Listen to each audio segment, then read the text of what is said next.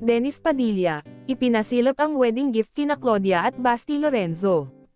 It's an exciting day for today. Prepare ko muna yung mga gifts ko. Ito.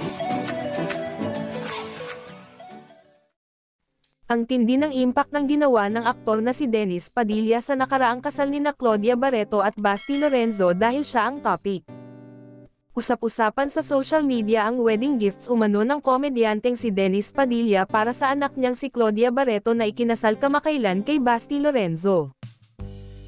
Maging sa restaurant kung saan ay ang aktor pa rin ang topic at kasama na ang ex-wife niya na binasag siya sa panayam nito kay OG Diaz.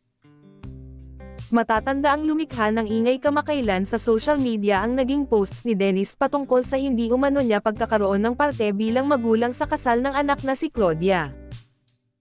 Anyway, laman pa rin ng social media si Dennis at maraming payo ang tungkol sa kanya na marahil ay nabasa na rin niya dahil mahilig namang magbasa ng komento ang aktor. Samantala, bago pala dumalo sa kasal si Dennis ay nag-live siya at ipinakita kung ano ang regalo niya kina Claudia at Basti. Hi guys, it's an exciting day today. Prepare ko muna ang mga gifts ko. Una itong aking souvenir para sa kanilang dalawa, Aztec cap, may mukha ni Dennis. At syempre mayroon din akong binalot na Super Lola Bagong, dalawang flavor yan, merong sweet at syempre merong spicy, bungad ni Dennis sa kanyang live video. Ipinakita rin ni Dennis ang damit na isusuot niya sa kasal.